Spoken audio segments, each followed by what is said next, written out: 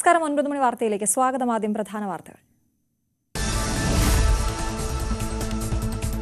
China America വ്യാപാര യുദ്ധത്തിന് പരിഹാര ഫോർമുല തെളിയുമോ എന്ന ആകാംക്ഷയിൽ ലോകം. ഡൊണാൾഡ് ട്രംപ് ഷീ ജിൻപിങ് കൂടിക്കാഴ്ച പുരോഗമിക്കുന്നു.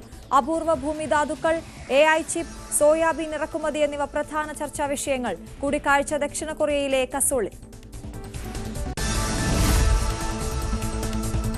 കൂടുതൽ ആണവ പരീക്ഷണങ്ങൾ നടത്താൻ നിർദ്ദേശം നൽകി അമേരിക്കൻ പ്രസിഡന്റ് ഡൊണാൾഡ് ട്രംപ്. നീക്കം റഷ്യ ആണവ മിസൈൽ പരീക്ഷിച്ചതിന് പിന്നാലെ. ലോകത്തെ ഭീമൻ ആണവ രാജ്യം അമേരിക്കയാണെന്നും ട്രൂത്ത് സോഷ്യലിൽ ട്രംപ്. PM ശ്രീയിലെ മന്ത്രിസഭാ പ്രതിസന്ധിക്ക് പരിഹാരമായെങ്കിലും സർക്കാരിന് മുന്നിൽ പ്രതിബന്ധങ്ങൾ ഇനിയും. പദ്ധതിയിൽ നിന്ന് പിന്മാറാനാകില്ല. തീരുമാനമെടുക്കാനുള്ള അധികാരം കേന്ദ്രത്തിന് മാത്രം. പദ്ധതി പഠിക്കാനുള്ള മന്ത്രിതല സമിതി CPIയെ തണുപ്പിക്കാനുള്ള മാർഗം മാത്രം. ഇളവുകൾക്കും മാറ്റങ്ങൾക്കും കേന്ദ്രം തയ്യാറാകാൻ സാധ്യതയില്ല. PM ശ്രീ പദ്ധതി പുനഃപരിശോധിക്കാനുള്ള തീരുമാനത്തിൽ MA ബേബിയെ പ്രശംസിച്ച് CPI ദേശീയ സെക്രട്ടേറിയറ്റ് അംഗം K പ്രകാശ് ബാബു. പ്രശംസാ ജനയുഗത്തിലെ ലേഖനത്തിൽ ബേബി കേരളത്തിൽ ക്യാമ്പ് ചെയ്ത് പ്രശ്നപരിഹാരം ഉണ്ടാക്കിയെന്നും പ്രകാശ് ബാബു. ലേഖനത്തിൽ ഉദ്യോഗസ്ഥർക്ക് വിമർശനം. മുഖ്യമന്ത്രി പിണറായി വിജയൻ ഇന്ന് ഖത്തറിൽ. കേരള മുഖ്യമന്ത്രി ദോഹയിലെത്തുന്നത് 12 വർഷത്തിന് ശേഷം. ഖത്തർ ഔദ്യോഗിക പ്രതിനിധികളുമായും കൂടിക്കാഴ്ച. പ്രവാസി വ്യാപാര വാണിജ്യ പ്രമുഖരെയും മുഖ്യമന്ത്രി കാണും. ബീഹാറിൽ നിതീഷ് കുമാർ തന്നെ മുഖ്യമന്ത്രിയാകുമെന്ന് കേന്ദ്ര ആഭ്യന്തരമന്ത്രി അമിത്ഷാ ന്യൂസ് 18നോട്. കുടുംബാധിപത്യത്തിന് ഇനി ഡൽഹിയിലും ബീഹാറിലും സ്ഥാനമുണ്ടാകില്ല. അമിത്ഷായുടെ പ്രതികരണം news 18 group editor in chief Rahul ജോഷിയുമായുള്ള അഭിമുഖത്തിൽ. പ്രധാനമന്ത്രി നരേന്ദ്രമോദി ഇന്ന് ബീഹാറിൽ. മുസഫർപൂരിലും ഛപ്രയിലും റാലി. NDA പ്രകടന പത്രികയും ഇന്ന്.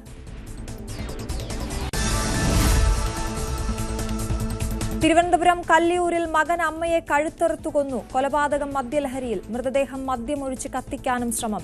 മരിച്ചത് പകലൂർ ലക്ഷ്മി നിവാസിൽ വിജയകുമാരി അമ്മ. മകൻ അജയകുമാർ കസ്റ്റഡി.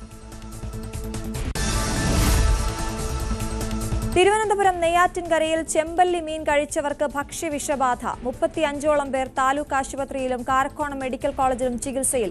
കുട്ടികളടക്കമുള്ളവർ അത്യാഹിത വിഭാഗത്തിൽ. ഭക്ഷ്യവിഷബാധയേറ്റത് കാഞ്ഞിരംകുളം, ഊരമ്പ്, ചാമവിള, കുറുവാട് മാർക്കറ്റുകളിൽ നിന്ന് വാങ്ങിയ മീൻ കഴിച്ചവർക്ക്. ശബരിമല സ്വർണ്ണമോഷണ കേസിൽ SIT കസ്റ്റഡിയിലുള്ള ഉണ്ണികൃഷ്ണൻ പോറ്റിയെ ഇന്ന് റാന്നി കോടതിയിൽ ഹാജരാക്കും. മുരാരി ബാബുവിനെ പോറ്റിക്കൊപ്പം ഇരുത്തി ചോദ്യം ചെയ്തു. പോറ്റിയെയും മുരാരി ബാബുവിനെയും ശബരിമലയിൽ എത്തിച്ച് തെളിവെടുക്കും. സ്വർണത്തിന് പകരം ചെമ്പ് എന്ന് രേഖപ്പെടുത്തിയത് ആരെന്ന് കണ്ടെത്താൻ അന്വേഷണ സംഘത്തിന്റെ നീക്കം. നടൻ അജ്മൽ അമീറിനെതിരെ ഗുരുതര ആരോപണവുമായി തമിഴ് നടി നർവിനി ദേരി. ഓഡിഷന്റെ പേരിൽ വിളിച്ചു വരുത്തി മോശമായി പെരുമാറി. ഭാഗ്യം കൊണ്ടാണ് രക്ഷപ്പെട്ടതെന്നും നർവിനി വെളിപ്പെടുത്തൽ ട്രെൻഡ് ടോക്സ് യൂട്യൂബ് ചാനൽ നൽകിയ അഭിമുഖത്തിൽ. മോഹൻലാലിന്റെ മകൾ വിസ്മയ സിനിമയിൽ അരങ്ങേറ്റം കുറിക്കുന്ന തുടക്കം സിനിമയുടെ പൂജ ഇന്ന്. കൊച്ചിയിലെ ചടങ്ങിന് സാക്ഷിയാകാൻ മോഹൻലാലും ഭാര്യ സുചിത്രയും. പ്രണവ് മോഹൻലാൽ ചിത്രം DS ഇരയുടെ പ്രീമിയർ ഷോയും ഇന്ന് കൊച്ചിയിൽ. പ്രദർശനം രാത്രി കൊച്ചി PVR ലുലു. ആലപ്പുഴ പുന്നപ്രയിലെ നെൽകർഷകരോട് സർക്കാരിന്റെ കൊടും ക്രൂരത. കൊയ്തിട്ട നെല്ല് 17 ദിവസമായിട്ടും ഏറ്റെടുക്കാതെ സിവിൽ സപ്ലൈസ്. ആർക്കും വേണ്ടാതെ വഴിനീളെ കിടക്കുന്നത് 250 ഏക്കർ പാടശേഖരത്തിലെ നെല്ല്. മുന്നിൽ എന്ത് എന്നറിയാതെ കണ്ണീരുമായി കർഷകർ. News 18 big breaking. Jaish Mohammed രൂപീകരിച്ച സ്ത്രീകളുടെ സംഘടനയിൽ പ്രവർത്തിക്കുന്നവർ മരണശേഷം സ്വർഗത്തിൽ പോകുമെന്ന് ഭീകരൻ മസൂദ് അസർ. സ്ത്രീകൾക്കായുള്ള പുതിയ സംഘടനയുടെ പേര് ജമാഅത്ത് ഉൽ മുമിനാത്ത്. ജെയ്ഷെ മുഹമ്മദ് ലക്ഷ്യം വനിതകളെ ഭീകരാക്രമണത്തിന് പ്രാപ്തരാക്കലെന്ന് റിപ്പോർട്ട്. വനിതാ ക്രിക്കറ്റ് ലോകകപ്പിൽ ഇന്ന് ഇന്ത്യ ഓസ്ട്രേലിയ സെമി. മത്സരം വൈകിട്ട് 3 മണിക്ക് മുംബൈയിൽ. ബാറ്റിംഗ് കരുത്തിൽ പ്രതീക്ഷയർപ്പിച്ച് ഇന്ത്യ. ഇംഗ്ലണ്ടിനെ തോൽപ്പിച്ച ദക്ഷിണാഫ്രിക്ക ഫൈനലിൽ.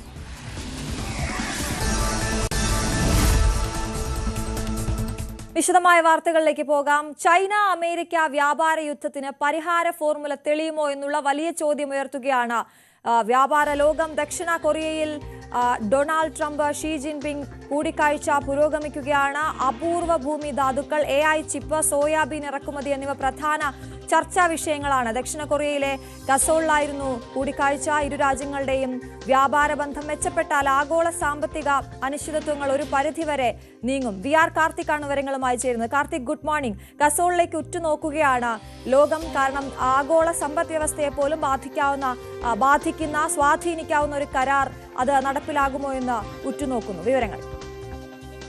അശ്വതി, അതുതന്നെയാണ് ഏറ്റവും പ്രധാനം. അമേരിക്കയും ചൈനയും തമ്മിലുള്ള അന്തിമ വ്യാപാര കരാർ ഇന്ന് സൗത്ത് കൊറിയയിൽ ഉരുത്തിരിയുമോ, അതിലേക്കാണ് ലോകം ഉറ്റുനോക്കുന്നതും. ട്രംപിന്റെ ഏഷ്യൻ പര്യടനത്തിൽ ഏറ്റവും ആകാംക്ഷയോടെ ഉറ്റുനോക്കിയതും ഈ ട്രംപ് ഷീ ജിൻപിങ് കൂടിക്കാഴ്ചയാണ്. ഏറെ നാളായി US-ഉം ചൈനയും തമ്മിലുള്ള ബന്ധം വ്യാപാര യുദ്ധത്തിന്റെ വക്കോളം എത്തിയിരുന്നു. പല നിർണായക പ്രഖ്യാപനങ്ങളും ട്രംപിന്റെ ഭാഗത്തു നിന്നുണ്ടായി. ഏറ്റവും ഒടുവിൽ 150% വരെ താരിഫ് ഏർപ്പെടുത്തുമെന്നൊരു പ്രഖ്യാപനമാണ് ട്രംപിന്റെ ഭാഗത്തു നിന്നുണ്ടായത്. എന്നാൽ ഘട്ടം ഘട്ടമായി ചൈനയും പല മേഖലകളിൽ ഇതിന് തിരിച്ചടി നൽകുകയും ചെയ്തിരുന്നു. ഇത് ഇരു രാജ്യങ്ങളെയും പ്രതിസന്ധിയിലാക്കി. പല മേഖലകളിലും ഉള്ള കയറ്റുമതി ഇറക്കുമതി കാര്യങ്ങളിൽ ഇരു രാജ്യങ്ങൾക്കും പ്രതിസന്ധികളുണ്ടായി. ഈ പ്രതിസന്ധികളൊക്കെ പരിഹരിക്കണം എന്ന ഏകദേശ ധാരണ മലേഷ്യയിൽ US ചൈന ഉദ്യോഗസ്ഥർ തമ്മിൽ നടത്തിയ പ്രാഥമിക ചർച്ചയിൽ എത്തിയിരുന്നു. അതിൽ ഒരു അന്തിമ ധാരണയിലേക്ക് ഇന്ന് സൗത്ത് കൊറിയയിൽ നടക്കുന്ന ചർച്ചകളിൽ എത്തുമോ എന്നതാണ് ഏറ്റവും നിർണായകം. ഗിംഹെ എയർപോർട്ടിലെ എയർഫോഴ്സ് ബേസിലാണ് കൂടിക്കാഴ്ച. ഇരു രാജ്യത്തലവന്മാരും ഒപ്പം ഇരു രാജ്യങ്ങളുടെയും പ്രതിനിധികളും അടച്ചിട്ട മുറിയിലായിരുന്നു ഈ കൂടിക്കാഴ്ച. കൂടിക്കാഴ്ചയ്ക്ക് മുമ്പുള്ള പ്രതികരണങ്ങൾ ശുഭസൂചകമാണ്. കാരണം ട്രംപ് 6 വർഷങ്ങൾക്ക് ശേഷമാണ് ഷീ ജിൻപിങ്ങിനെ കാണുന്നത്. സ്വാഭാവികമായും ഏറെ നാളത്തെ ഇടവേളയ്ക്ക് ശേഷമുള്ള ഈ കൂടിക്കാഴ്ചയെ ഒരുങ്ങിയപ്പോൾ ഇരുവരുടെയും ആദ്യ പ്രതികരണങ്ങൾ ഏറെ നിർണായകമാണ്. ഒരു ശുഭവാർത്ത പ്രതീക്ഷിക്കുന്ന തരത്തിലാണ് ഇരുവരുടെയും പ്രതികരണങ്ങൾ എന്നതാണ് ഏറ്റവും ശ്രദ്ധേയം.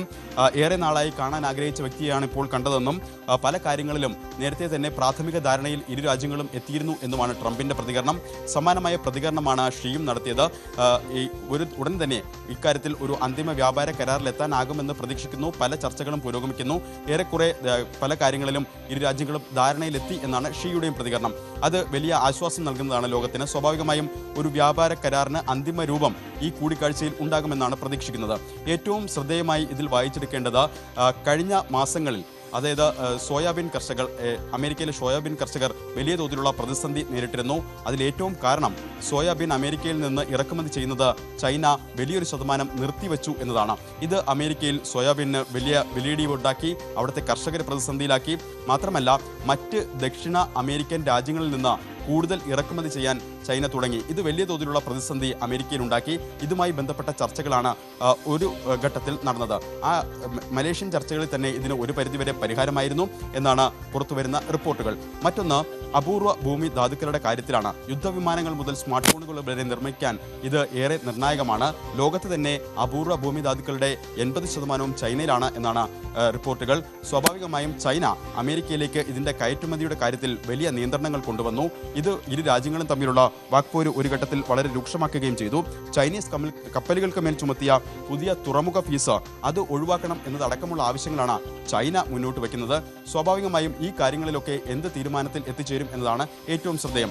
അമേരിക്ക സെമി കണ്ടക്ടറുടെ കാര്യങ്ങളിലാണ് ചൈനയെ പ്രതിരോധത്തിലാക്കിയത്. സെമി കണ്ടക്ടറുകൾ ചൈനയ്ക്ക് നൽകുന്നതിൽ വലിയ തോതിലുള്ള നിയന്ത്രണങ്ങൾ കൊണ്ടുവന്നു, നിരോധനം കൊണ്ടുവന്നു. ഇത് ചൈനയിലും വലിയ പ്രതിസന്ധി ഉണ്ടാക്കി. ഇത്തരത്തിൽ ഇരു രാജ്യങ്ങളും വ്യാപാര യുദ്ധം അതിൻ്റെ രൂക്ഷതയിലേക്ക് കടന്നപ്പോൾ ഇരു രാജ്യങ്ങൾക്കും അത് പ്രതികൂലമായി ബാധിക്കുന്ന ഒരു സാഹചര്യമുണ്ടായി. ആ ഘട്ടത്തിലാണ് ഇത്തരത്തിലൊരു ചർച്ചകൾക്ക് വഴിയൊരുങ്ങിയത്. ആദ്യഘട്ടത്തിൽ ഉദ്യോഗസ്ഥതല ചർച്ച നടന്നിരുന്നു. ട്രംപിന്റെ ഏഷ്യൻ സന്ദർശനത്തിലും ഒരു നിർണായക ലക്ഷ്യം ഇത് തന്നെയായിരുന്നു, ചൈനയുമായി ഒരു മഞ്ഞുരുകലിന് ശ്രമിക്കുക. അത് ചൈനയും അതിനോട് പോസിറ്റീവായി പ്രതികരിച്ചു എന്നതാണ് ഈ ഘട്ടത്തിൽ ഏറ്റവും നിർണായകമായി പുറത്തു വരുന്ന റിപ്പോർട്ടുകൾ. എന്തായാലും ഇന്ന് സൗത്ത് കൊറിയയിലെ ബുസാനിൽ വ്യാപാര ഉച്ചകോടിക്കിടെ ഗിംഹെ എയർഫോഴ്സ് ബേസിൽ നടന്ന ഈ കൂടിക്കാഴ്ചയ്ക്ക് ശേഷം US-ഉം ചൈനയും തമ്മിൽ വ്യാപാര കരാറിൽ ഒരു അന്തിമ ധാരണയാകും എന്നാണ് പ്രതീക്ഷിക്കുന്നത്.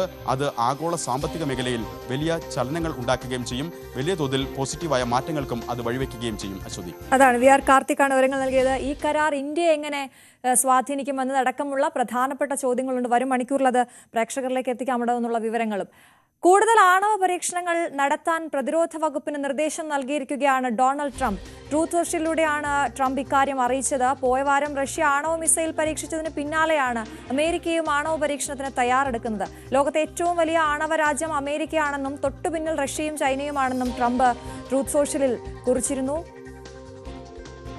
എന്തായാലും ഒരു ശക്തി തെളിയിക്കൽ എന്ന രീതിയിലേക്ക് കാര്യങ്ങൾ നീങ്ങുമ്പോൾ അത് എത്രത്തോളം ആശങ്ക ബാക്കിയുള്ള രാജ്യങ്ങൾക്കൊക്കെ ഉണ്ടാക്കുന്നു എന്നുള്ളത് വളരെ പ്രധാനപ്പെട്ട ചോദ്യമാണ്. എന്തായാലും തങ്ങളാണ് മുന്നിൽ എന്ന ശക്തി തെളിയിക്കൽ കൂടിയാണ് ട്രംപ് ഉദ്ദേശിക്കുന്നത് എന്നാണ് നമ്മൾ മനസ്സിലാക്കേണ്ടത്.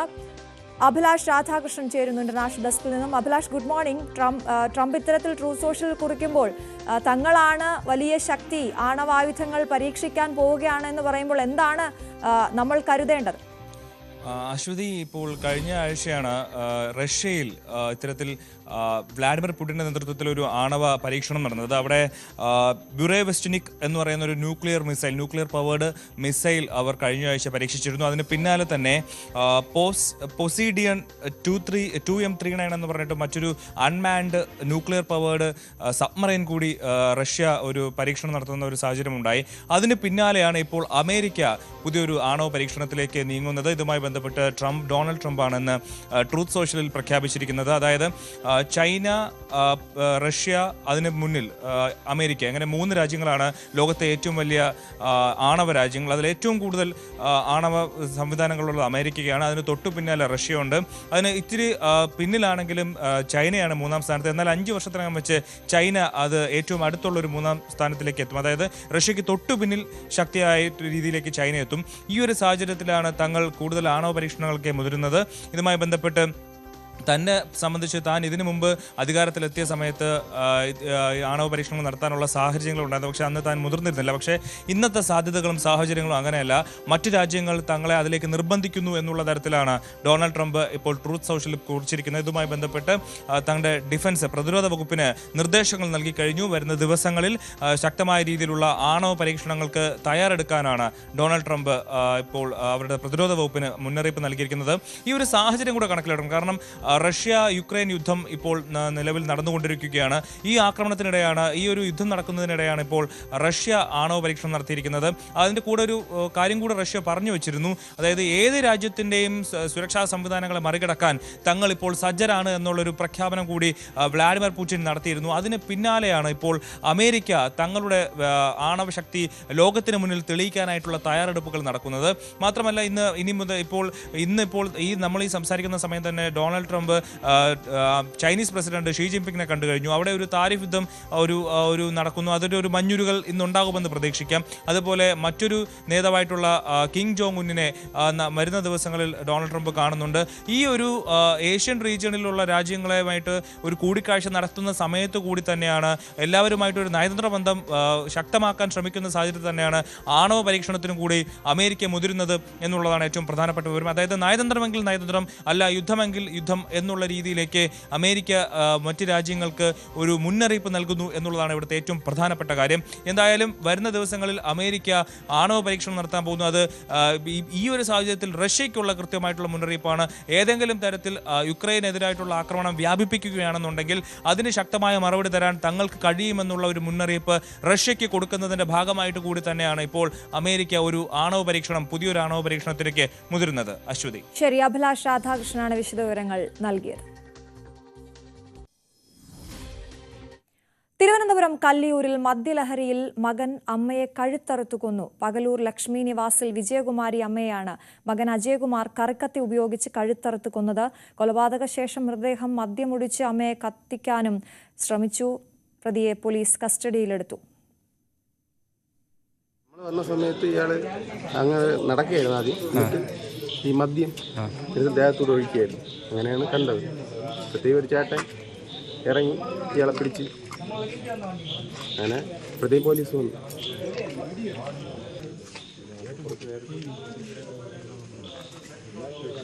തിരുവനന്തപുരം കല്ലിയൂരിലാണ് ഈ മനസാക്ഷിയെ ഞെട്ടിക്കുന്ന കൊലപാതക വിവരം ഇപ്പോൾ പുറത്തു വരുന്നത്. മദ്യലഹരിയിൽ മകൻ അമ്മയെ കഴുത്തറുത്ത് കൊന്നിരിക്കുന്നു. പകലൂർ ലക്ഷ്മി നിവാസിൽ വിജയകുമാരി അമ്മയാണ് കൊല്ലപ്പെട്ടത്. മകൻ അജയകുമാർ കറിക്കത്തി ഉപയോഗിച്ച് കഴുത്തറുത്ത് കൊല്ലുകയായിരുന്നു. കൊലപാതക ശേഷം മൃതദേഹം മദ്യമൊഴിച്ച് കത്തിക്കാനും ഒരു ശ്രമം നടത്തി എന്നുള്ളതാണ്. എന്തായാലും പ്രതി ഇപ്പോൾ പോലീസിന്റെ കസ്റ്റഡിയിലായിരിക്കുകയാണ്. ഈ നിലവിളി കേട്ട് അങ്ങോട്ടേക്ക് എത്തിയ നാട്ടുകാർക്ക് നേരെയും വലിയ ആക്രോശം അയാളുടെ ഭാഗത്തു നിന്നുണ്ടായി എന്നാണ്. അവരെ ആക്രമിക്കാൻ ശ്രമിച്ചു എന്നുള്ളതാണ്. ഇപ്പോൾ അയാളെ കസ്റ്റഡിയിലെടുത്തിരിക്കുകയാണ്. അമ്മയുടെ ശരീരത്തിനടുത്തൊക്കെ ഇരിക്കുന്ന ദൃശ്യങ്ങൾ, മനസ്സിനെ വല്ലാതെ വേദനിപ്പിക്കുന്ന ദൃശ്യങ്ങൾ പുറത്തു വന്നുകൊണ്ടിരിക്കുകയാണ്. ഇപ്പോൾ അരുൺ മോഹൻ ചേരുന്നു വിവരങ്ങളുമായി. അരുൺ, ഇതെപ്പോഴായിരുന്നു ഈ സംഭവം? ഇയാൾ മദ്യത്തിന് അടിമയാണോ? എന്തൊക്കെയാണ് വിവരങ്ങൾ? അശ്വതി, ഇന്നലെ രാത്രിയോടുകൂടിയായിരുന്നു ഈ ഒരു സംഭവം നടക്കുന്നത്. ഈ സ്ഥിരം മദ്യപാനി കൂടിയാണ് ഈ പറയുന്ന അശോകൻ. ഈ പറയുന്ന അമ്മ വിജയകുമാരി 76-കാരിയോടൊപ്പമാണ് ഇയാൾ താമസിക്കുന്നത്. സ്ഥിരം മദ്യപാനിയായ ഇയാൾ നിരവധി തവണ, 5ലധികം തവണ ഇദ്ദേഹത്തെ ഡി അഡിക്ഷൻ സെന്ററിൽ ഉൾപ്പെടെ പ്രവേശിപ്പിച്ച് ചികിത്സ നൽകിയിരുന്നു എന്നുള്ളതാണ് നമുക്ക് മനസ്സിലാക്കാൻ കഴിയുന്നത്. ഇദ്ദേഹം നിരവധി ഇന്നലെ രാവിലെ മുതൽ മദ്യലഹരിയിലായിരുന്നു. വീണ്ടും രാത്രിയും വീണ്ടും മദ്യപിക്കാൻ തുടങ്ങുമ്പോൾ അമ്മ വിലക്കിയതാണ് ഇതിന് പ്രകോപന കാരണമെന്നുള്ളതാണ് നമുക്ക് മനസ്സിലാക്കാൻ കഴിയുന്നത്. ആ സമയം അദ്ദേഹത്തിന്റെ കയ്യിലിരുന്ന കത്തി കൊണ്ട് വീട്ടിനുള്ളിൽ വെച്ച് അമ്മയെ കുത്തുകയായിരുന്നു. നിലവിളിച്ചുകൊണ്ട് പുറത്തേക്ക് ഓടിയ അമ്മയെ പിന്തുടർന്ന് കിണറ്റിൻകരയിൽ വെച്ച് കഴുത്തറുത്ത് കൊലപ്പെടുത്തുകയായിരുന്നു എന്നുള്ളതാണ്. ഒപ്പം അമ്മയുടെ കൈ കാലുകളിലെ ഞരമ്പുകളും ഈ പറയുന്ന അശോകൻ മുറിക്കുകയുണ്ടായി. തുടർന്ന് കയ്യിൽ കരുതിയിരുന്ന കുപ്പിയിലുള്ള മദ്യം ഹൃദയത്തിലൊഴിച്ച് കത്തിക്കാനുള്ള ശ്രമവും നടത്തി. ഇതറിഞ്ഞ് ഓടിക്കൂടിയ നാട്ടുകാരെയും ഇദ്ദേഹം ഭീഷണിപ്പെടുത്തുകയായിരുന്നു. തുടർന്ന് നേമം പോലീസ് എത്തി വളരെ ശ്രമകരമായാണ് ഇദ്ദേഹത്തെ കസ്റ്റഡിയിലെടുത്തത്. ഈ പറയുന്ന ഇയാൾ സ്ഥിരം മദ്യപാനി ആയിരുന്നു. ഒപ്പം ഇദ്ദേഹം റിട്ടയർഡ് കോസ്റ്റ് ഗാർഡ് ഉദ്യോഗസ്ഥനായിരുന്നു. ഈ പറയുന്ന ഇദ്ദേഹത്തിന് കുടുംബപരമായും ഈ പറയുന്ന ചില പ്രശ്നങ്ങളുണ്ടായി അമ്മയോടൊപ്പമായിരുന്നു താമസിക്കുന്നുള്ളതാണ് നമുക്ക് മനസ്സിലാക്കാൻ കഴിയുന്നത്. അശ്വതി, അതാണ് വയറ്റിൽ കുത്തിയ ശേഷം അമ്മയുടെ കഴുത്തറുത്താണ് മകൻ അമ്മയെ കൊന്നത്. ഈ പ്രതി മദ്യലഹരിയിലായിരുന്നു. റിട്ടയർഡ് കോസ്റ്റ് ഗാർഡ് ഉദ്യോഗസ്ഥനാണ്. ഇയാൾ പലതവണ ഇയാളെ ലഹരി വിമുക്ത സെൻറ്ററിലേക്കൊക്കെ കൊണ്ടുപോയതാണ്. പക്ഷേ ഇപ്പോൾ അമ്മയെ കഴുത്തറുത്ത് കൊന്നിരിക്കുന്നു എന്ന ഞെട്ടിക്കുന്ന വാർത്തയാണ് അരുൺ മോഹൻ റിപ്പോർട്ട് ചെയ്ത്. അരുൺ, ഒന്ന് തുടരണം. മറ്റൊരു വാർത്തയുടെ വിശദാംശങ്ങൾ കൂടി പ്രേക്ഷകരിലേക്ക് എത്തിക്കേണ്ടതുണ്ട്. തിരുവനന്തപുരം നെയ്യാറ്റിൻകരയിൽ നിരവധി പേർക്ക് ഭക്ഷ്യവിഷബാധ ഏറ്റിരിക്കുന്നു. ചെമ്പല്ലി എന്ന മീൻ കഴിച്ചവർക്കാണ് ഭക്ഷ്യവിഷബാധ ഉണ്ടായിരിക്കുന്നത്. 35ഓളം പേരാണ് ഇതേ തുടർന്ന് നെയ്യാറ്റിൻകര താലൂക്ക് ആശുപത്രിയിൽ ചികിത്സ തേടിയിരിക്കുന്നത്. കാഞ്ഞിരംകുളം, ഊരമ്പ്, ചാമവിള, കുറുവാട എന്നിവിടങ്ങളിലെ ചന്തകളിൽ നിന്നാണ് മീൻ വാങ്ങിയതെന്ന് ചികിത്സയിലുള്ളവർ പറയുന്നു. അരുൺ, ഇത് ആശങ്കയുണ്ടാക്കുന്ന ഒരു വാർത്ത തന്നെയാണ്. കാരണം മത്സ്യം സ്ഥിരമായി ഉപയോഗിക്കുന്നവരാണ് ഭൂരിഭാഗം പേരും. അതുകൊണ്ട് ഇത്തരത്തിലൊരു വാർത്ത വരുമ്പോൾ വലിയ ആശങ്കയുണ്ടാകും. എന്താണ് സംഭവിച്ചതെന്നാണ് മനസ്സിലാക്കുന്നത്? തീർച്ചയായും ഒരു ആശങ്കപ്പെടുത്തുന്ന ഒരു വാർത്ത തന്നെയാണ് ശരി. ഈ പറഞ്ഞ കഴിഞ്ഞ ദിവസങ്ങളിൽ ഈ പ്രദേശത്ത് ഈ പറയുന്ന കാഞ്ഞിരംകുളം, ഊരമ്പ്, ചാമവിള, കുറുവാട് പ്രദേശങ്ങളിൽ നിന്ന് മീൻ വാങ്ങി പാചകം ചെയ്ത് കഴിച്ച ആൾക്കാർക്കാണ് ബുദ്ധിമുട്ടുണ്ടായിരുന്നത്. ഇപ്പോൾ 50ഓളം പേർക്ക് ഈ ഒരു ബുദ്ധിമുട്ട് നേരിട്ടു എന്നുള്ളതാണ്.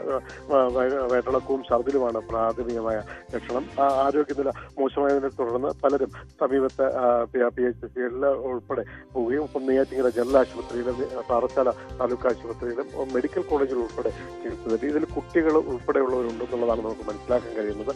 പ്രായമായവരെയും കുട്ടികളെയാണ് കൂടുതൽ ഇത് ബുദ്ധിമുട്ട് നിൽക്കുന്നത്. എന്നിരുന്നാലും ആശുപത്രി വൃത്തങ്ങൾ നൽകുന്ന ഒരു വിവരമനുസരിച്ച് ആരുടെയും നില ഗുരുതരമോ മറ്റു പ്രശ്നങ്ങളല്ല. ഭക്ഷ്യബാധ ഏറ്റതിനുള്ള ബുദ്ധിമുട്ടുണ്ടാകും. അത് തരണം ചെയ്ത് വരേണ്ടതുണ്ട് എന്നുള്ളതാണ് അവരിൽ നിന്ന് നമുക്ക് മനസ്സിലാക്കാൻ കഴിയുന്നത്. ഈ പറയുന്ന സ്ഥലത്ത് എത്തിയ പഴകിയ മത്സ്യമായിരിക്കാം ഇതിന് പ്രശ്നമെന്നുള്ളതാണ്.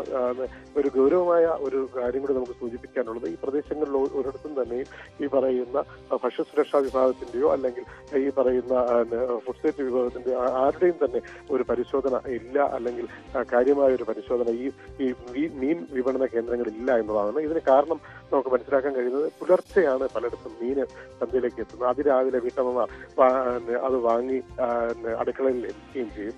ഇത് മുതലെടുത്തുകൊണ്ട് തന്നെ ഈ പഴകിയ മത്സ്യങ്ങൾ വ്യാപകമായി വിറ്റുപോകുന്നു. രാത്രികാല പരിശോധനകളോ അല്ലെങ്കിൽ മറ്റു പരിശോധനകളോ ഒന്നും തന്നെ ഇവരുടെ ഭാഗത്തു നിന്ന് അധികൃതരുടെ ഭാഗത്തു നിന്ന് ഇല്ല എന്നുള്ളതാണ് ഇത്തരം ദുരന്തങ്ങൾക്കൊക്കെ കാരണം. കാരണം ഏതാനും മാസങ്ങൾക്ക് മുമ്പ്, ഒരു 2 മാസങ്ങൾക്ക് മുമ്പ് തന്നെ ചിപ്പി പോലുള്ള കടൽ ജീവിയെ കഴിച്ച് ആൾക്കാർക്ക് ഗുരുതരമായ ആരോഗ്യ പ്രശ്നങ്ങൾ ഉണ്ടായിരുന്നു. 35ഓളം പേർക്ക് പാറശാല താലൂക്ക് പാറശാല മേഖലയിൽ തന്നെ 35ലധികം പേർക്ക് അന്ന് ബുദ്ധിമുട്ടുകൾ സൃഷ്ടിച്ച് അവരെ ആശുപത്രി പ്രവേശിച്ച ഒരു സാഹചര്യവും ഈ അടുത്തിടെ ഉണ്ടായിരുന്നു. എന്നിട്ടും ഉണർന്നു പ്രവർത്തിച്ചെങ്കിലും ഈ പറയുന്ന കാര്യമായ ഒരു നടപടി ഉണ്ടായില്ല എന്നുള്ളതിന്റെ ഒരു ഉത്തമ തെളിവ് കൂടിയാണ് ഇപ്പോൾ കണ്ടിരിക്കുന്ന ഈ ചെമ്പല്ലിലുണ്ടായ ഈ ഭക്ഷ്യവിഷബാധ. അശ്വതി. ശരി അരുൺ, എന്തായാലും ഇത് പഴകിയ മീനായിരുന്നു എന്നുള്ളതാണ് ഇപ്പോൾ പ്രാഥമികമായി കണ്ടെത്തിയിരിക്കുന്നത്. അതുകൊണ്ട് തന്നെ നമ്മൾ മത്സ്യം കഴിക്കുമ്പോൾ അത് ശ്രദ്ധയോടെ വേണമെന്നാണ് പറയുന്നത്. PM ശ്രീ പദ്ധതി പുനഃപരിശോധിക്കാനുള്ള തീരുമാനത്തിൽ CPM general secretary MA ബേബിയെ പ്രശംസിച്ച് CPI മുഖപത്രമായി ജനയുഗത്തിൽ ലേഖനം വന്നിരിക്കുന്നു. കേരളത്തിൽ ക്യാമ്പ് ചെയ്ത ബേബി CPI നേതൃത്വവുമായി ഇടപെട്ട് പ്രശ്നപരിഹാരം ഉണ്ടാക്കിയതായി CPI ദേശീയ സെക്രട്ടേറിയറ്റ് അംഗം K പ്രകാശ് ബാബു എഴുതിയ ലേഖനത്തിൽ പറയുന്നു. പദ്ധതിയുടെ ധാരണാപത്രത്തിൽ ഒപ്പിട്ടതിൽ ഉദ്യോഗസ്ഥരെ പരോക്ഷമായി ലേഖനത്തിൽ വിമർശിക്കുന്നുമുണ്ട്. കേരളത്തിൽ ഭരണ രാഷ്ട്രീയ നേതൃത്വങ്ങൾ ആവശ്യമായ ചർച്ച നടത്താതെ ധാരണാപത്രം ഒപ്പിട്ടു എന്നാണ് പരാമർശം. VV അരുണാണ് വിവരങ്ങളുമായി ചേരുന്നത്. Arun, good morning. വലിയ വിമർശനം ഈ രീതിയിൽ ഉണ്ടായിരുന്നുവെങ്കിലും ഇപ്പോൾ പ്രശംസിച്ചിരിക്കുന്നു. MA ബേബിയെ പ്രശംസിച്ചുകൊണ്ടാണ് ലേഖനം വന്നിരിക്കുന്നത്. ലേഖനത്തിൽ എന്തൊക്കെ കാര്യങ്ങളാണ് പറയുന്നത്? രാഷ്ട്രീയമായി അതിനെ എങ്ങനെ കാണുന്നു? അശ്വതി, MA ബേബിയെ വലിയ വിമർശിച്ചും പരിഹസിച്ചും നേരത്തെ പ്രകാശ് രംഗത്ത് വന്നിരുന്നു. MA ബേബി തീർത്തും നിസ്സഹായരായിരുന്നു. അതായത് കരാർ ഒപ്പിട്ടു എന്ന വിവരം പറയുമ്പോൾ MA ബേബി തികച്ചും നിസ്സഹായനായിരുന്നു. അദ്ദേഹത്തിന് ഇതിനെപ്പറ്റി അറിവില്ലായിരുന്നു എന്ന ഒരു പരാമർശം വലിയ ചർച്ചയായിരുന്നു. പ്രകാശ് ബാബുവിന്റെ ആ പരാമർശമാണ് MA ബേബിയെ അക്ഷരാർത്ഥത്തിൽ പ്രശ്നത്തിലാക്കിയത്. ഏതായാലും ഇപ്പോൾ അതിന് പരിഹാരമെന്ന് വണ്ണം കൂടിയാകാം ഒരുപക്ഷെ പ്രകാശ് ബാബുവിന്റെ ഈ ലേഖനത്തിലെ ബേബിക്കുള്ള അഭിനന്ദനങ്ങൾ. അതൊരു വസ്തുതയുമുണ്ട്. കാരണം MA ബേബി തന്നെയാണ് തിരുവനന്തപുരം കേന്ദ്രീകരിച്ച് നിന്ന ഈ നീക്കങ്ങൾക്ക്, ഈ സമവായ നീക്കങ്ങൾക്ക് ചുക്കാൻ പിടിച്ചത്. അദ്ദേഹവും ബിനോയ് വിശ്വവുമായി നടത്തിയ ചർച്ചയിലാണ് ഈ കരാർ ഒപ്പിടേണ്ട സാഹചര്യത്തിലേക്കും ഒക്കെ എത്തിയത്. ഏതായാലും ഈ ഇന്നത്തെ ലേഖനത്തിൽ MA ബേബി കേരളത്തിൽ ക്യാമ്പ് ചെയ്ത് ഉചിതമായ പരിഹാരം കണ്ടെത്താൻ ശ്രമിച്ചു. നിർണായക ഇടപെടലുകൾ ഫലം കണ്ടുവെന്നും ഈ ജനയോഗത്തിലെ ലേഖനത്തിൽ CPI ദേശീയ സെക്രട്ടറി പ്രകാശ് ബാബു പറയുന്നു. ഇന്നലെ MA ബേബിയെ ഫോണിൽ വിളിച്ചും പ്രകാശ് ബാബു അഭിനന്ദനം അറിയിച്ചിരുന്നു. അതേസമയം തന്നെ പൂർണ്ണമായും ഈ പദ്ധതിയുമായി ബന്ധപ്പെട്ട കരാറിൽ ഒപ്പിട്ടതിലുള്ള അമർഷം അദ്ദേഹം ഇപ്പോഴും മറച്ചുവെക്കുന്നില്ല. ധാരണാപത്രം ഒപ്പിട്ടതിൽ ഉദ്യോഗസ്ഥരെ പരോക്ഷമായി വിമർശിക്കുകയാണ് പ്രകാശ് ബാബു. കേന്ദ്ര അനുകൂലികളായ ഉദ്യോഗസ്ഥർ തന്ത്രപരമായ വാദഗതികളിലൂടെ പല സംസ്ഥാനങ്ങളിലും പദ്ധതി നടപ്പിലാക്കി. കേരളത്തിൽ ഭരണ രാഷ്ട്രീയ നേതൃത്വങ്ങളിൽ ആവശ്യമായ ചർച്ച നടത്താതെ കരാർ ഒപ്പിട്ടു. ഇത് ചില അസ്വാരസ്യങ്ങൾക്ക് ഇടയാക്കി. പക്ഷേ സർക്കാരിന്റെ പുതിയ തീരുമാനം ഇടതുപക്ഷ രാഷ്ട്രീയം ഉയർത്തിപ്പിടിക്കുമെന്ന സന്ദേശം നൽകുന്നതാണെന്നും പ്രകാശ് ബാബു പറയുന്നുണ്ട്. വലിയ സംശയങ്ങൾ, ആശങ്കകൾ ഇപ്പോഴും ഇതുമായി ബന്ധപ്പെട്ട് നിൽക്കുന്നുണ്ട്. കാരണം ഈ സംസ്ഥാനം ഏകപക്ഷീയമായി പിന്മാറിയാൽ കരാറിൽ നിന്ന് പിന്മാറുന്നത് യാഥാർത്ഥ്യമാകില്ല. കേന്ദ്രമാണ് 30 ദിവസത്തെ നോട്ടീസ് ഇറങ്ങിയ കേന്ദ്രമാണ് ഇതിൽ നിന്ന് പിന്മാറാൻ അധികാരമുള്ളത്. സംസ്ഥാനത്തിനാകെ ചെയ്യാവുന്നത് ഈ പദ്ധതികളിൽ ഭേദഗതി നിർദ്ദേശിക്കാം എന്നുള്ളതാണ്. കേന്ദ്ര നിർദ്ദേശങ്ങൾക്ക് ഭേദഗതികൾ കൊണ്ടുവരാമെന്നുള്ളതാണ്. അതും കേന്ദ്രത്തിന് അനുമതി വേണം. അല്ലെങ്കിൽ ഇതൊരു കോടതി കയറുന്ന ദീർഘകാല നിയമ പോരാട്ടമായി മാറാനുള്ള സാധ്യതയാണ് മുന്നിൽ തെളിയുന്നത്. ഏതായാലും ഇടതുമുന്നണിക്ക് ആശ്വസിക്കാം. മുന്നണിയിലെ പ്രശ്നങ്ങൾ തൽക്കാലത്തേക്കെങ്കിലും പരിഹരിക്കപ്പെട്ടിരിക്കുന്നു. വലിയ ഒരു പൊട്ടിത്തെറിയിലേക്ക് പോയ കാര്യങ്ങൾ രമ്യമായി പരിഹരിക്കാൻ മുന്നണി നേതൃത്വത്തിന് കഴിഞ്ഞിരിക്കുന്നു. അതാണ് VV അരുണാണ് വിവരങ്ങൾ നൽകിയത്. PM ശ്രീയെ സംബന്ധിച്ചിടത്തോളം ഇടതുമുന്നണിയിലെ പ്രശ്നങ്ങളൊക്കെ താൽക്കാലികമായി പരിഹരിക്കപ്പെട്ടെങ്കിലും ഇതിന്റെ സാങ്കേതികത്വം, അതിന്റെ ആ നൂലാമാലകൾ തുടരുമോ എന്നുള്ളത് ഉറ്റുനോക്കുകയാണ്. ഈ ഇടവേളയ്ക്ക് ശേഷം വാർത്തകൾ തുടരും.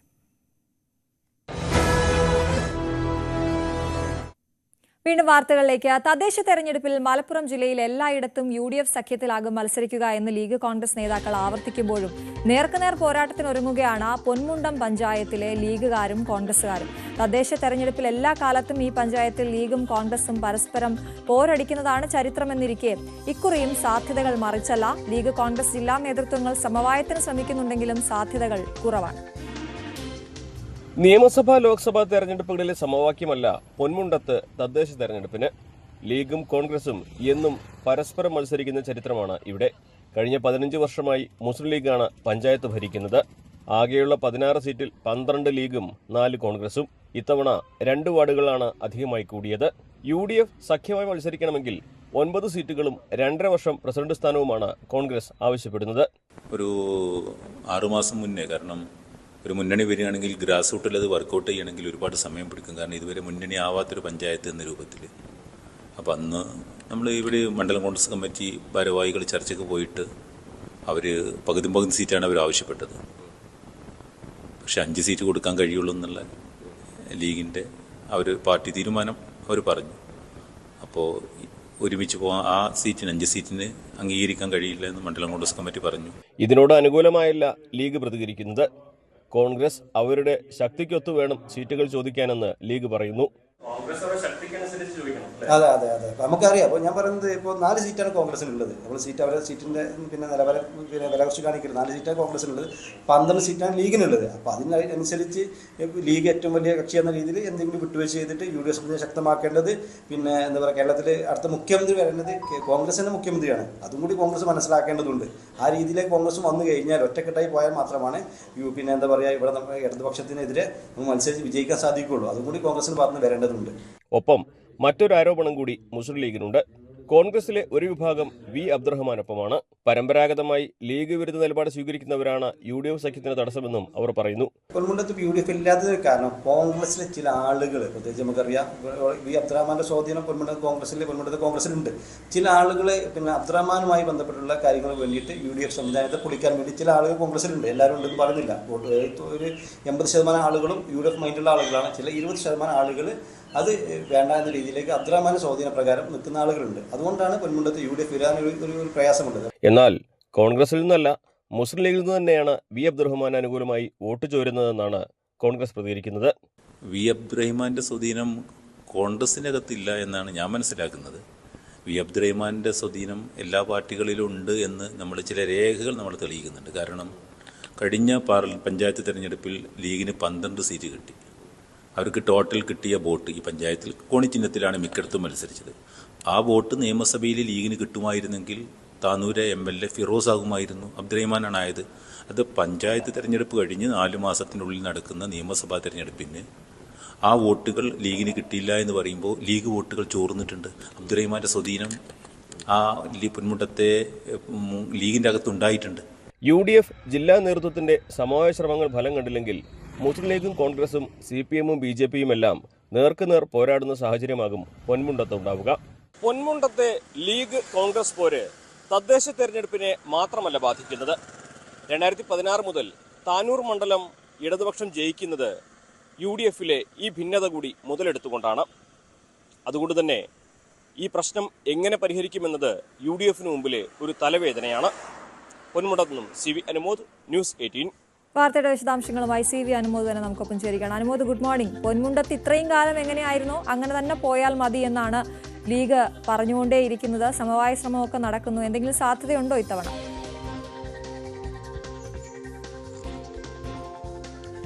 അശ്വതി, ലീഗിന്റെയും കോൺഗ്രസിന്റെയും ഒരുമിച്ചുള്ള ഒരു സഖ്യധാരണ ഈ തദ്ദേശ തെരഞ്ഞെടുപ്പിൽ സാധ്യത കുറവാണ് എന്ന് തന്നെ വിലയിരുത്തുവാൻ. സ്വാതന്ത്ര്യാനന്തരം ഒരിക്കലും ഇവിടെ UDF-ന്റെ ഈ തദ്ദേശ തെരഞ്ഞെടുപ്പിൽ UDF-ന് മുന്നണി ഉണ്ടായിട്ടില്ല എന്നതാണ് വസ്തുത. അവിടുത്തെ കോൺഗ്രസിന്റെ ചരിത്രവും ലീഗിന്റെ ചരിത്രവും അപ്രകാരം വേറിട്ട് അടയാളപ്പെടുത്തുന്നതാണ്.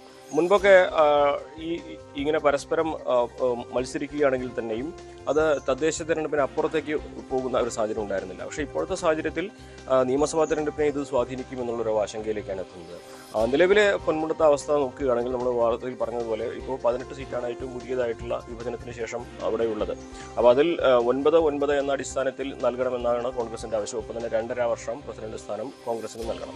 എന്നാൽ ഇതിനോട് അനുകൂലമായിട്ടല്ല. കാരണം നിലവിൽ 4 സീറ്റേ കോൺഗ്രസിനുള്ളൂ. പിന്നെ എന്തടിസ്ഥാനത്തിലാണ് അവർ 9 സീറ്റ് ചോദിക്കുന്നത് എന്നാണ് ലീഗിന്റെ മറുവാദം. സ്വാഭാവികമായിട്ടും കോൺഗ്രസ് മുന്നോട്ട് വെച്ച ഈ ആവശ്യം ലീഗിന്റെ പ്രാദേശിക നേതൃത്വത്തിനും അതേപോലെ മറ്റ് തലങ്ങളിലെ നേതൃത്വത്തിനും അംഗീകരിക്കാൻ കഴിയുന്നതല്ല. ഇതിന് ഒരു സൊല്യൂഷൻ ഉണ്ടാക്കണമെങ്കിൽ ജില്ലാ നേതൃത്വം ഇടപെടണം എന്ന തരത്തിലേക്കാണ് കാര്യങ്ങൾ നീങ്ങിയിരിക്കുന്നത്.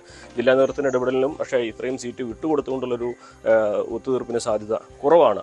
ആ ഒരു സാഹചര്യത്തിൽ അവിടെ ലീഗും കോൺഗ്രസും പരസ്പരം മത്സരിക്കുക തന്നെയാകും ഇത്തവണയും ഉണ്ടാവുക. മാത്രമല്ല അവിടെ പ്രാദേശികമായിട്ട് പരസ്പരം മത്സരിക്കുന്നതിൻ്റെ ഒരു സ്വഭാവം കാലങ്ങളായിട്ടുള്ളത് കൊണ്ട് തന്നെ സഖ്യധാരണയിൽ പോകുന്നതും അത്ര എളുപ്പത്തിൽ നടക്കുന്നതല്ല എന്നാണ് കോൺഗ്രസിന്റെ നേതൃത്വവും പറയുന്നത്.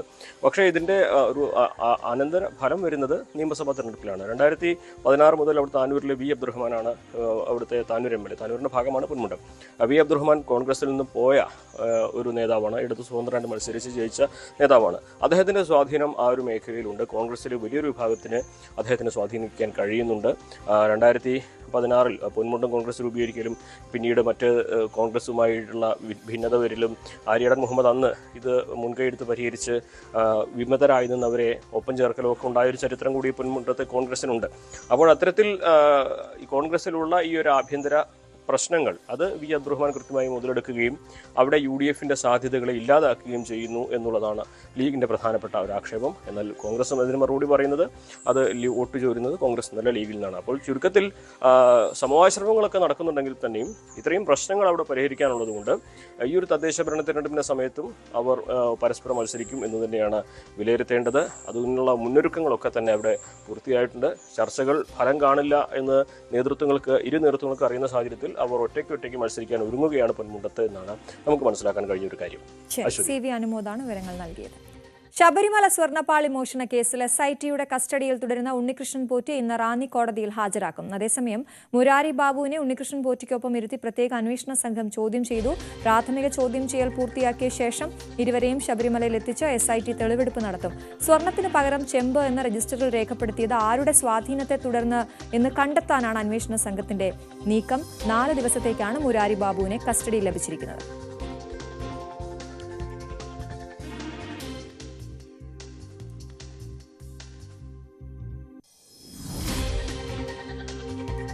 നടൻ അജ്മൽ അമീറിനെതിരെ ഗുരുതര ആരോപണവുമായി തമിഴ് നടി നർവിനി ദേരി. ഓഡിഷൻ എന്ന പേരിൽ വിളിച്ചു വരുത്തി മോശമായി പെരുമാറി എന്നാണ് ആരോപണം. ഭാഗ്യം കൊണ്ട് മാത്രമാണ് രക്ഷപ്പെട്ടത് എന്നും താരം പറഞ്ഞു. ട്രെൻഡ് ടോക്സ് എന്ന യൂട്യൂബ് ചാനൽ നൽകിയ അഭിമുഖത്തിലായിരുന്നു നടിയുടെ വെളിപ്പെടുത്തൽ. എന്തായാലും വലിയ ആരോപണമാണ് അജ്മൽ അമീറിനെതിരെ ഉണ്ടായിരിക്കുന്നത്. നേരത്തെയും ഇത്തരത്തിലുള്ള ആരോപണങ്ങൾ അജ്മൽ അമീറിനെതിരെ ഉണ്ടായിരുന്നു. അതിന്റെ തെളിവുകളൊക്കെ social മീഡിയയിലടക്കം വന്നിരുന്നതുമാണ്. He is a tall guy. Now a chinna girl. I'm only 40 kg. Have to think clear. So he's a tall and big guy. So na collect pannite okay. Let's face it. அப்படினு சொல்லிட்டு நான் வெளிய வரேன். I'm thinking N back எங்க இருக்கு, என் phone எங்க இருக்கு, எப்படி இத 20 minutesல friend கால் பண்ணுவான். Let's think something. And Uber நான் வெளியவே வெயிட் பண்ண போட்டுட்டு தான் வந்திருந்தேன். ஸோ அப்போ நான் அவர்கிட்ட சொல்லி எப்போ வருவாங்க உங்க பீப்புள் அப்படின்னு சொல்கிறேன். நான் வாஷ்ரூம் விட்டு வெளியில் வர்றேன். ஹீஸ் டர்ன் ஆன் சம் மியூசிக்கை போட்டுட்டு என் கை பிடிச்சிட்டு வாங்க come let's dance let's have some fun அப்படின்னு. Like no see I clearly know what you want. I'm not here for that. நான் அதுக்காக இங்க வரல. I'm not interested. Then he started saying, what are you saying? நான் இவ்வளோ ஹேண்ட்ஸமான பையன், என் பின்னாடி எவ்வளோ பேர் இருக்காங்க, கேர்ள்ஸ்க்குலாம் எனக்கு ரொம்ப பிடிக்கும், let's just have some fun அப்படின்னு. Then I started playing psychological with him. நீங்க ஹேண்ட்ஸம்னு நீங்க தான் சொல்லிக்கணும். I don't like you at all. You're so big. You're so என்ன சொல்றது, psychologically I had to pull him down. So I said, you're so big, you're not at all, எனக்கு பிடிக்கவே இல்லை அப்படின்னு சொல்லும்போது, ஏன் உனக்கு என்ன பிடிக்கலாம் அப்படின்னு சொல்லி he became dull. அவர் வந்து ரொம்ப டல்லா ஃபீல் பண்ண ஆரம்பிச்சிட்டாரு. Then he didn't even want to insist. Then but இருந்தாலும் அவர் வந்து கட்டி பிடிக்க ட்ரை பண்றாரு. I'm like, கையெடு, you're so annoying, you're so ugly, you're smelling. அந்த மாதிரி நான் வந்து அவருக்கு எனக்கு உன்னை பிடிக்கவே இல்லை. If you want to something, you can kill me and try. ஒரு எக்ஸ்பிரஸ் அவென்யூ மால்ல, அவ்வளோ ஒரு பப்ளிக்கான மால்ல ஒருத்தர் பப்ளிக்கா வந்து அப்ரோச் பண்ணி ஒரு ஆடிஷன் கூப்பிட்டு ஒருத்தங்களை மொலஸ்ட் பண்ண ட்ரை பண்ணும்போது, எத்தனை பேருக்கு இது நடந்திருக்கலாம். ஒரு ஹீரோன்னு சொல்லி மீட் பண்ணப்போ எத்தனை பேருக்கு இது நடந்திருக்கலாம். so many people can't even talk about it. കൂടുതൽ വിവരങ്ങളുമായി MS ഹരികൃഷ്ണൻ ചേരുകയാണ്. ഹരി, ഗുരുതര ആരോപണമാണല്ലോ അജ്മൽ അമീറിനെതിരെ വന്നിരിക്കുന്നത്. ഒരു പരാതിയിലേക്കൊക്കെ കാര്യങ്ങൾ നീങ്ങുമെന്ന് കരുതണോ? അശ്വതി, ഇത് ആദ്യമായിട്ടല്ല അജ്മലിനെതിരെ ഇങ്ങനെയൊരു ഗുരുതര ആരോപണങ്ങൾ വരുന്നത്. തുടർച്ചയായി ആവർത്തിച്ചുകൊണ്ടിരിക്കുകയാണ്. ഇതുവരെ നമ്മൾ കണ്ടുകൊണ്ടിരുന്നത് പല താരങ്ങൾ, പ്രത്യേകിച്ച് സഹപ്രവർത്തകർ, അജ്മലിൻ്റെ സഹപ്രവർത്തകർ ഉൾപ്പെടെ സാധാരണക്കാരായ പെൺകുട്ടികൾ ഉൾപ്പെടെ അവർക്ക് നേരിടേണ്ടി വന്ന ദുരനുഭവം അജ്മലിൻ്റെ കമൻറ്റ് സെക്ഷനിലൂടെയും അല്ലാതെയും അവർ പുറത്തു വന്നു. ഇപ്പോൾ ഓഡിയോ കോളിലൂടെയോ അല്ലെങ്കിൽ ഓഡിയോ ചാറ്റിലൂടെയൊക്കെ അവർക്കുണ്ടായ ദുരനുഭവം അവർ പുറത്ത് പറഞ്ഞെങ്കിൽ ഇവിടെ നടി നർവിനി ദേരി കൃത്യമായി അവരുടെ ഐഡന്റിറ്റി വെളിപ്പെടുത്തിക്കൊണ്ട് തന്നെയാണ് രംഗത്തെത്തുന്നത്. അജ്മലിനെതിരെ വളരെ ഗുരുതരമായ ആരോപണങ്ങൾ ഉയർത്തുകയാണ്. പ്രത്യേകിച്ച് ഓഡിഷന് 2018 ഓഡിഷനിൽ എന്ന പേരിൽ തന്നെ സമീപിക്കുകയും ഒരു ഹോട്ടലിലേക്ക് വിളിച്ചു വരുത്തി ചെയ്യാൻ ശ്രമിച്ചു. അന്ന് ഡെൻമാർക്കിൽ പോകാനിരുന്ന നർവിനി ഓഡിഷന് പോകാൻ വേണ്ടി മാത്രമായിട്ട് പോയപ്പോൾ അവിടെ ഹോട്ടൽ മുറിയിൽ അജ്മൽ മാത്രമാണ് ഉണ്ടായിരുന്നത്. ബാക്കി ക്രൂ മെമ്പേഴ്സ് എവിടെയെന്ന് ചോദിക്കുമ്പോൾ അവരെല്ലാവരും വരുമെന്ന് പറയുകയും അജ്മൽ കടന്നു പിടിക്കാൻ ശ്രമിക്കുകയും ചെയ്തു എന്നുള്ളതാണ് നർവിനിയുടെ ആരോപണം. അത് തള്ളി മാറ്റാൻ ശ്രമിച്ചപ്പോഴേക്കും പല രീതിയിലും തനിക്ക് വഴങ്ങാത്തത് കൊണ്ട് തന്നെ പല രീതിയിലും നർവിനിയെ ഉപയോഗപ്പെടുത്താൻ വേണ്ടി അജ്മൽ ശ്രമിച്ചു എന്നതും നർവിനി ഇതിലൂടെ തുറന്നു പറയുകയും ചെയ്യുന്നുണ്ട്. ഒരു യൂട്യൂബ് ചാനൽ നൽകിയ അഭിമുഖത്തിലൂടെയാണ് ഇക്കാര്യം പുറത്തു വരികയും ചെയ്യുന്നത്. പ്രധാനമായും അജ്മൽ പല താരങ്ങളോടും, ഇപ്പോൾ സ്വന്തം സഹപ്രവർത്തകരോടും അല്ലാതെ പരിചയമില്ലാത്തവരോട് പോലും ലൈംഗികപരമായി സംസാരിക്കുന്ന പല ഓഡിയോ ക്ലിപ്പുകൾ അല്ലെങ്കിൽ വീഡിയോ കോളുകൾ ഉൾപ്പെടെ പുറത്തു വന്നൊരു സാഹചര്യം കൂടി നിൽക്കുന്ന ഒരു പശ്ചാത്തലമുണ്ട്. അതിനിടയിലാണ് ഇപ്പോൾ ഈ ഒരു ഗുരുതര ആരോപണവുമായി എത്തുന്നത്. നർവിനി പറയുന്ന ഏറ്റവും പ്രധാനപ്പെട്ട കാര്യം, ഇതുമായി ബന്ധപ്പെട്ട് തനിക്ക് നേരിടേണ്ടി വന്ന ദുരനുഭവത്തിൽ ഈ ഓഡിഷന് കയറിയതിനു ശേഷം തൻ്റെ ഒരു സുഹൃത്തിനെ വിളിച്ച് താഴെ കൊണ്ടുവരികയും എൻ്റെ ഭാഗത്തു നിന്നൊരു കോൾ 20 മിനിറ്റിനുള്ളിൽ ഉണ്ടായില്ലെങ്കിൽ ദയവ് ചെയ്ത് കയറി വരണമെന്ന് തൻ്റെ സുഹൃത്തിനോട് ആവശ്യപ്പെടുകയും ചെയ്യുന്നതായിട്ട് പറയുന്നുണ്ട്. ഒരു നടിയുടെ ദുരവസ്ഥ അല്ലെങ്കിൽ നിസ്സഹായ അവസ്ഥയും കൂടിയാണ് നർവിനി പറയുന്നത്. ആ ഒരു സാഹചര്യത്തിൽ എന്ത് ചെയ്യണമെന്നറിയാതെ മെൻ്റലി അജ്മലിനെ ബ്രേക്ക് ഡൗൺ ചെയ്യുക എന്നൊരൊറ്റ കാര്യം മാത്രമേ ഉണ്ടായിരുന്നുള്ളൂ. അതാണ് താൻ ചെയ്തതെന്നും പെട്ടെന്ന് തനിക്ക് അവിടെ നിന്നും ഓടി രക്ഷപ്പെടാൻ കഴിഞ്ഞത് തൻ്റെ ഭാഗ്യം കൊണ്ട് മാത്രമാണെന്നാണ് നർവിനി ഇതിലൂടെ തുറന്നു പറയുന്നത്. ഈ കേസുമായി ബന്ധപ്പെട്ട് മുന്നോട്ട് പോകണമെന്ന് പല സുഹൃത്തുക്കളും ഉൾപ്പെടെ തന്നോട് പറഞ്ഞിരുന്നെങ്കിൽ പോലും ജീവന് പേടിയുള്ളത് കൊണ്ടും തൻ്റെ കരിയറിനെ ബാധിക്കുമെന്നുള്ള ഒറ്റ കാരണം കൊണ്ടാണ് താൻ പോലീസ് കേസുമായി മുന്നോട്ട് പോകാത്തത് എന്നൊരു പശ്ചാത്തലം കൂടി നർവിനി പറയുന്നുണ്ട്. പ്രത്യേകിച്ച് അന്ന് ഡെൻമാർക്കിലേക്ക് പോകുന്നൊരു സാഹചര്യം, ഇപ്പോൾ നടി വിദേശത്താണ്, ഡെൻമാർക്കിലേക്ക് പോകേണ്ട ഒരു സാഹചര്യം ഉണ്ടായിരുന്നു. അന്ന് ആ ട്രിപ്പ് പോലും ക്യാൻസൽ ചെയ്തുകൊണ്ടാണ് അജ്മൽ ഈ പറയുന്നത്. ഇത് ഏറ്റവും പ്രധാനപ്പെട്ട കാര്യം, ഒരു എക്സ്പ്രസ് അവന്യൂ മോളിൽ, തമിഴ്നാട്ടിലെ എക്സ്പ്രസ് അവന്യൂ മോളിൽ വെച്ചുകൊണ്ടാണ് ഈ ഓഡിഷൻ കോൾ എന്ന പേരിൽ നടൻ അജ്മൽ അമീർ തന്നെ സമീപിക്കുന്നത്. അത്രയും വളരെ പബ്ലിക്കായിട്ടൊരു പ്ലേസിൽ പോലും ഇങ്ങനൊരു ഓഡിഷൻ കോൾ എന്ന രീതിയിലേക്ക് കൊണ്ടുവരുമ്പോൾ പോലും ഈ നടൻ്റെ മാനസിക വൈകൃതത്തെ കൂടി നർവിനി ചോദ്യം ചെയ്യുന്നുണ്ട്. ഇതിപ്പോൾ തനിക്ക് മാത്രമല്ല എത്ര പെൺകുട്ടികൾക്ക് ഇതുപോലെ ദുരനുഭവം ഉണ്ടായിട്ടുണ്ടാകും. ഒരു സെലിബ്രിറ്റി ടാഗ് എന്ന പേരിൽ പല പെൺകുട്ടികളെയും ഇതുപോലെ അജ്മൽ സമീപിക്കുകയും തൻ്റെ ആവശ്യങ്ങൾക്ക് വഴങ്ങണമെന്ന് പറയുന്ന എത്രയോളം കേസുകൾ ഉണ്ടാകും. ഇത് തൻ്റെ മാത്രം അനുഭവമല്ല, ഒട്ടനവധി പെൺകുട്ടികൾക്ക് ഇതുപോലെ ദുരനുഭവം ഉണ്ടായിട്ടുള്ളതായിട്ടും നടിയുടെ തുറന്നു പറച്ചിൽ സത്യം പറയുകയാണെങ്കിൽ ഇന്ത്യൻ സിനിമാ മേഖലയിൽ, പ്രത്യേകിച്ച് തമിഴ് സിനിമാ മേഖലയിൽ അജ്മലിനെ ഏൽക്കുന്ന ഒരു വലിയ തിരിച്ചടി തന്നെയാണ്. കേസുമായിട്ട് മുന്നോട്ട് പോകുമോ എന്നുള്ള ചോദ്യത്തിന് താൻ തീരുമാനിച്ചിട്ടില്ല എന്നുള്ളതാണ് നടി പറയുന്നത്. എന്തായാലും ഒരു കോൾ ഔട്ട് ക്യാമ്പയിൻ അജ്മലിനെതിരെ നടക്കുന്നുണ്ട്. ഇത് തുടങ്ങിയിട്ട് ഏകദേശം 1.5 ആഴ്ചയോളം പിന്നിടുന്ന ഒരു സാഹചര്യമുണ്ട്. പലപ്പോഴും പല പെൺകുട്ടികളും അവരുടെ ഐഡന്റിറ്റി പോലും വെളിപ്പെടുത്താത്ത രീതിയിൽ ജീവന് പേടിയുള്ളത് കൊണ്ട് മാത്രം, പ്രത്യേകിച്ച് ഒരു നടൻ എന്ന ടാഗിൽ അയാൾക്ക് എന്ത് വേണമെങ്കിലും തൻ്റെ ജീവിതത്തിനോട് ചെയ്യാമെന്നുള്ള പെൺകുട്ടികളുടെ പേടി അതൊരു ഭാഗത്ത് നിൽക്കുന്നത് കൊണ്ട് തന്നെ പലരും അവരുടെ ദുരനുഭവം എന്നിട്ടും തുറന്നു പറഞ്ഞു. അജ്മൽ ആദ്യം ഇത് തൻ്റെ ആണ് ഫാബ്രിക്കേറ്റഡ് സ്റ്റോറി മാത്രമാണെന്ന് പറഞ്ഞ് ഡിഫെൻഡ് ചെയ്യാൻ ശ്രമിച്ച അതേ വീഡിയോയ്ക്ക് താഴെ പല പെൺകുട്ടികളും അവർക്ക് നേരിടേണ്ടി വന്ന ദുരനുഭവം തുറന്നു പറയുകയും ചെയ്ത പശ്ചാത്തലം ഉണ്ടായിരുന്നു. പിന്നീട് അജ്മൽ അതിനെക്കുറിച്ച് ഒരു അക്ഷരം പോലും മിണ്ടിയിട്ടില്ല. പിന്നാലെയാണ് പല അനുഭവങ്ങൾ, പല ദുരനുഭവങ്ങൾ പല പെൺകുട്ടികളും മുന്നോട്ട് വരുന്നൊരു പശ്ചാത്തലം. ഇപ്പോഴാണ് ഏറ്റവും ഒടുവിൽ തമിഴിലെ നടിയായ നർവിനി ദേവി തൻ്റെ പ്രശ്നങ്ങൾ തുറന്നു പറയുന്നത്, തനിക്ക് നേരിടേണ്ടി വന്ന ദുരനുഭവം തുറന്നു പറയുന്ന ഒരു സാഹചര്യം കൂടി ഉണ്ടാകുന്നത്. അശ്വതി. ഹരികൃഷ്ണനാണ് വിശദവിവരങ്ങൾ നൽകിയത്.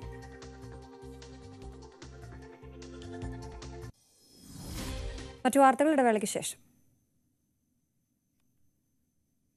ഈ വർഷം നടക്കുന്ന തദ്ദേശ തെരഞ്ഞെടുപ്പിൽ BJPക്ക് 25%-ലധികം വോട്ട് ലഭിക്കുമെന്ന് അമിത്ഷാ.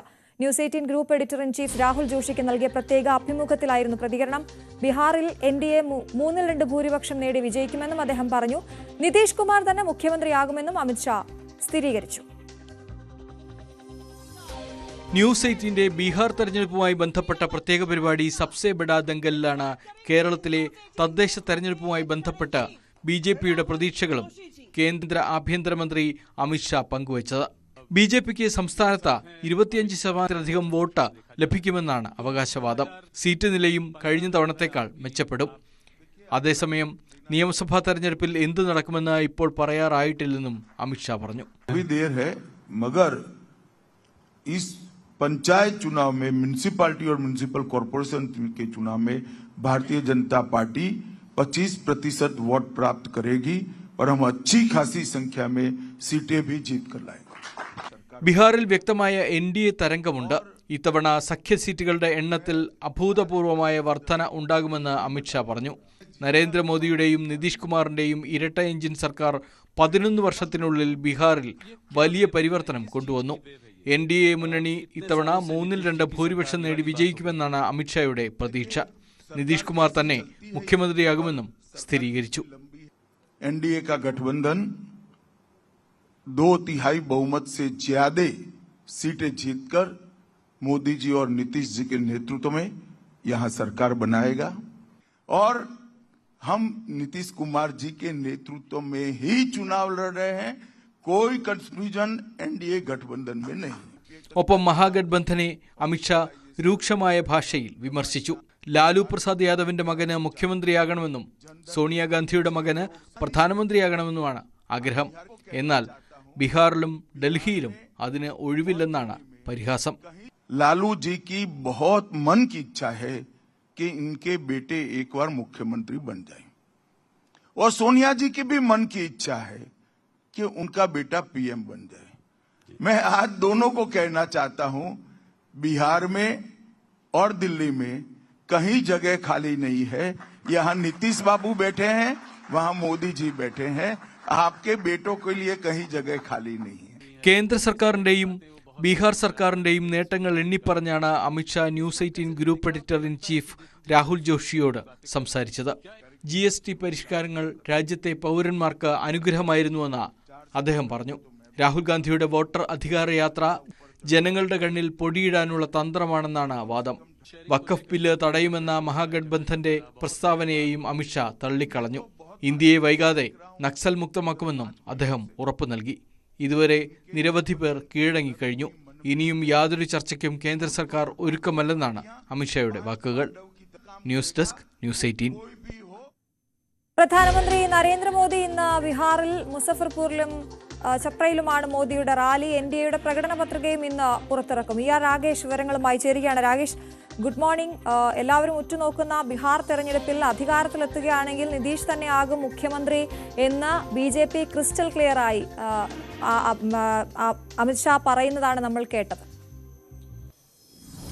അതെ ശ്രുതി, അത്തരമൊരു പ്രഖ്യാപനത്തിലേക്ക് BJP ഇപ്പോൾ കടന്നിരിക്കുകയാണ്. കാരണം JDU അത്തരമൊരു പ്രഖ്യാപനം ആഗ്രഹിച്ചിരുന്നു. ഇപ്പോൾ അമിത്ഷാ തന്നെ അത്തരമൊരു പ്രഖ്യാപനം നടത്തിയിരിക്കുകയാണ് ന്യൂസ് 18-ലൂടെ. കാരണം ഇന്ത്യ സഖ്യത്തിന്റെ പ്രധാനപ്പെട്ട ചോദ്യം അതുതന്നെയായിരുന്നു. നിതീഷ് കുമാറിനെ മുഖ്യമന്ത്രി സ്ഥാനാർത്ഥിയായി പ്രഖ്യാപിക്കാൻ NDA തയ്യാറാകുമോ എന്ന ചോദ്യമാണ് RJDയും കോൺഗ്രസും ആവർത്തിച്ച് ചോദിച്ചിരുന്നത്. കാരണം തേജസ്വി യാദവിനെ മുഖ്യമന്ത്രി സ്ഥാനാർത്ഥിയായി ഇന്ത്യ സഖ്യം പ്രഖ്യാപിച്ചിരുന്നു. പക്ഷേ അത്തരമൊരു പ്രഖ്യാപനത്തിലേക്ക്, ഔദ്യോഗിക പ്രഖ്യാപനത്തിലേക്ക് NDA കടന്നിരുന്നില്ല. കഴിഞ്ഞ ആഴ്ച, അതായത് സമസ്തിപൂരിലായിരുന്നു പ്രധാനമന്ത്രിയുടെ ആദ്യ റാലി. അതിൽ ചില സൂചനകൾ പ്രധാനമന്ത്രി നൽകിയിരുന്നു. അതായത് നിതീഷ് തന്നെയായിരിക്കും നയിക്കുക എന്ന് അദ്ദേഹം പറയുകയും ഒപ്പം നിതീഷിന്റെ കാലത്ത് കഴിഞ്ഞ നാളുകളിൽ നടത്തിയ നേട്ടങ്ങൾ പറഞ്ഞുകൊണ്ട് നിതീഷിനെ പുകഴ്ത്തുകയും ചെയ്തിരുന്നു പ്രധാനമന്ത്രി.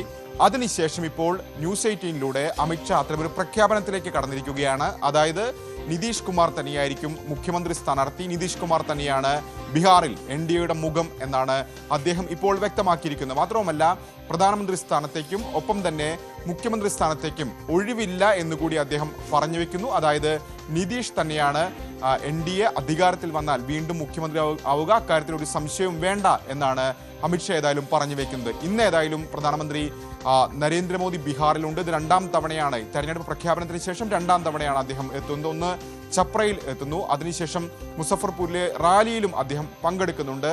ഒരുപക്ഷെ കോൺഗ്രസിനും ഒപ്പം തന്നെ RJDക്കുമെതിരെ വലിയ വിമർശനങ്ങൾ നരേന്ദ്രമോദി നടത്തിയേക്കും. കാരണം ജംഗിൾ രാജ് ഒരു വലിയ പരാമർശ വിഷയമാക്കുന്നുണ്ട്. പ്രത്യേകിച്ച് ലാലുവിൻ്റെയും റാബ്രിയുടെയും 15 വർഷത്തെ നാളുകളിൽ ബീഹാറിലെ ക്രമസമാധാന പാലത്തിനുണ്ടായ തകർച്ച, അതൊക്കെ ചൂണ്ടിക്കാണിച്ചുകൊണ്ടും നിതീഷിന്റെ കാലത്ത് ബീഹാറിൽ ഉണ്ടായിരിക്കുന്ന നേട്ടങ്ങൾ ചൂണ്ടിക്കാണിച്ചും തന്നെയാണ് ഇത്തവണയും NDA വോട്ട് തേടുന്നത്. അതുകൊണ്ട് തന്നെ അത്തരം വിമർശനങ്ങൾ പ്രധാനമന്ത്രിയുടെ ഭാഗത്ത് നിന്ന് ഇന്നും ഉണ്ടാകുമെന്ന കാര്യത്തിൽ സംശയമില്ല. രാകേഷാണ് വിവരങ്ങൾ നൽകിയത്.